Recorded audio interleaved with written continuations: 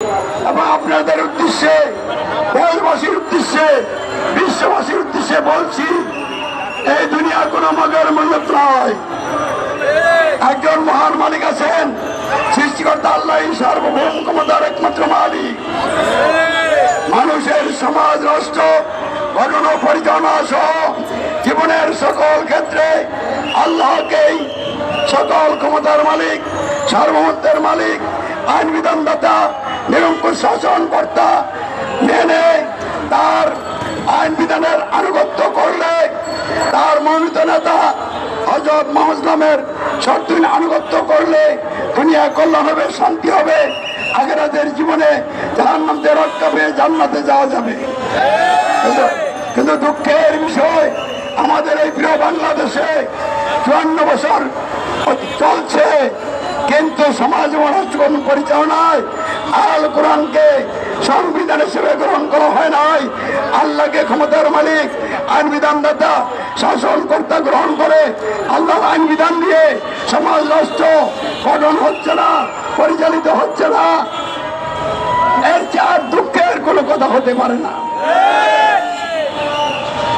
আল্লাহর কোরআন বিরোধী আইন বিধান প্রতিষ্ঠিত থাকায় মানুষের জীবনে দুর্ভোগ, অশান্তি দিন দিন বেড়েই চলছে।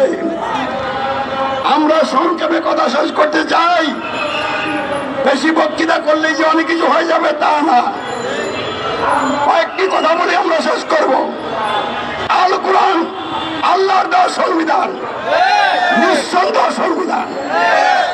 এই সংবিধান সকল মানুষের জন্য সংবিধান, সমাজ রাষ্ট্র গঠনের সংবিধান। কিন্তু গণতন্ত্র, রাজতন্ত্র, সমাজতন্ত্র, সামরিকতন্ত্র, স্বৈরতন্ত্র ইত্যাদি মানবাধিকার ব্যবস্থার ভিত্তিতে রচিত সকল সংবিধান আল কোরআন বিরোধী সংবিধান। এইসব সংবিধান মানুষের জীবনে দুর্ভোগ, অশান্তি সৃষ্টি করে।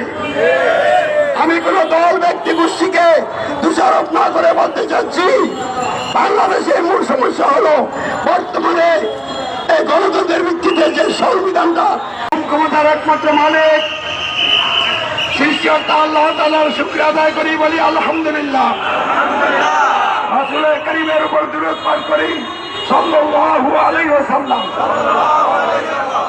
সম্মানিত বিভিন্ন সন্নিবেশায় নিয়োজিত সচেতন ভাই বন্ধুরা, প্রশাসনের সাথে সম্পৃক্ত বিভিন্ন পর্যায়ের দায়িত্বশীল কর্মকর্তাবৃন্দ, প্রিয় সাংবাদিক বন্ধুগণ, আপনাদের সকলের মনোযোগ আকর্ষণ